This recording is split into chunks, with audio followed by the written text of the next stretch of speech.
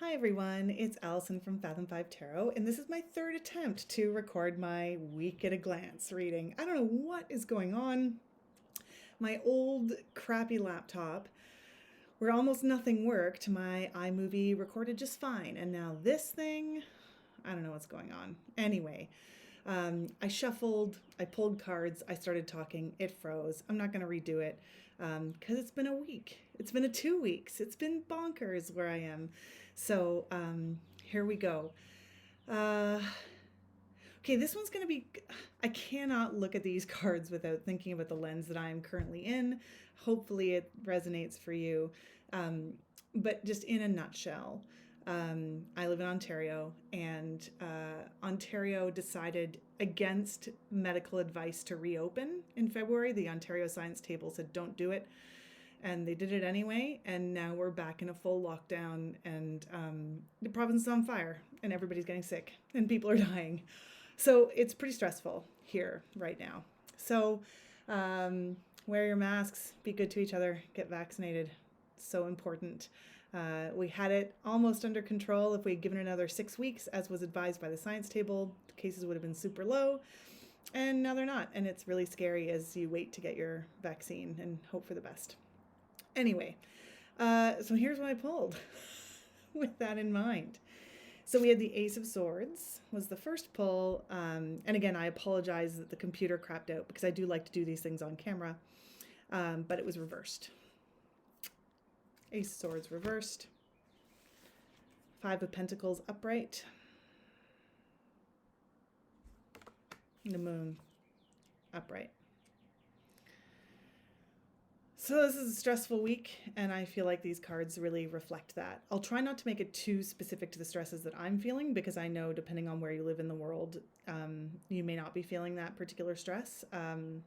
But what this says to me is that, like, the things you thought, your intellectual core, sort of you're just sort of upset. In my own reading, I'm sort of really frustrated because this is a real sign that people who are in places of power didn't use their intellect to their advantage. They put something else first, right? So in the case of what I'm dealing with right now, was the desire to have everything in the pandemic be over and let businesses reopen and, you know, hope for the best. Hope the vaccines would arrive in time to stop a third wave. They did not. However, if you're not living where I'm living, I do think this is a really good, like, sometimes we go against our own best instincts. And why do we do that? Often it's emotional gratification. And sometimes you're seeking clarification. Like, I saw this really sort of heartbreaking post on this tarot group that I'm in, and the person described their really negative, borderline emotional abusive relationship with their ex, and then was like, also, I pulled some cards and I just don't know what to make of it. And I was like, oh honey, cards are not what you need, right? Like, you know what you need right now. This is not it. So but it's so, like, it's easy to say when you're outside of that experience, but is there something that you are discounting? Some sort of, sorry, it's a bit of a glare. I'm fighting the sunset here. Is there something that you have turned on its head because it's more convenient? It's an easier truth for you to deal with. You just don't want to deal with it. All right, we can all relate to that, right? We know what the right path is, and yet it's hard, or it takes away, like, to go a different way would not feed some part of our ego that we enjoy having fed, blah, blah, blah. And then we have the Five of Pentacles, and this is just such a heartbreaking card, I think. And I think I don't know, I'm tempted to say that if you disregard your intellect, then this will be the outcome. But I kind of feel like this might be just a feeling you can't avoid this week anyway, and it's because of the Moon at the end here. Like, the Five of Pentacles, what breaks my heart about this card is there is a place where you will be comforted, but you are not in it. And often it's depicted as cold. It's actually often one of my favorite cards because I love winter scenes. And this is a winter scene, although it is a sad one.